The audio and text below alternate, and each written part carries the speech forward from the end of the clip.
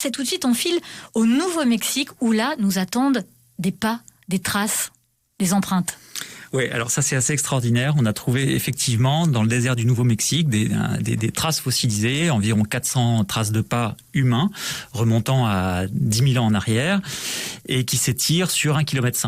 Donc déjà, rien qu'en soi, c'est la plus longue piste d'empreintes humaines jamais trouvée à ce jour. Donc, rien que là, de ce que je viens de vous dire, la découverte est extraordinaire. J'imagine un concert géant, une manifestation. Alors non, les archéologues n'ont pas raconté cette histoire, ils en ont raconté une autre, et c'est ça qui est fabuleux, je trouve, c'est que à partir de simples empreintes, ils aient réussi à nous construire un scénario aussi complet. Donc il s'agirait d'une empreinte de pas laissée par une jeune femme qui portait vraisemblablement un enfant de moins de 3 ans dans les bras. C'est fou. Et ils ont marché à environ 1,7 mètres par seconde. Ils ont même réussi à aller jusqu'à ce niveau de détail. Ouais. Donc c'est un rythme relativement soutenu. Vers où est-ce qu'ils allaient, on ne sait pas.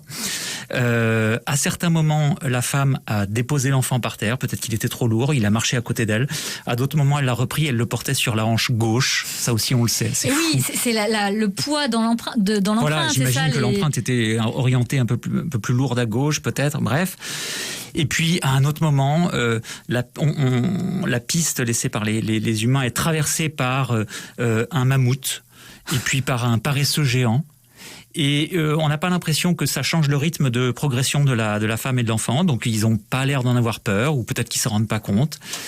Et puis, arrivé à un moment donné, la femme laisse son enfant et elle fait demi-tour. On a toute la piste parcourue dans l'autre sens par la femme, seule, sans l'enfant. Qu'est-ce qu'elle a fait de l'enfant ? On ne saura jamais. Quel mystère. C'est fou. Et donc, à partir juste de quelques ans, de 400 empreintes, les archéologues ont réussi aujourd'hui à construire toute une histoire vieille de 10 000 ans. Moi, ça m'a bouleversé. Cyril Azouvi, vous racontez cette histoire dans Ça m'intéresse, le magazine Ça m'intéresse.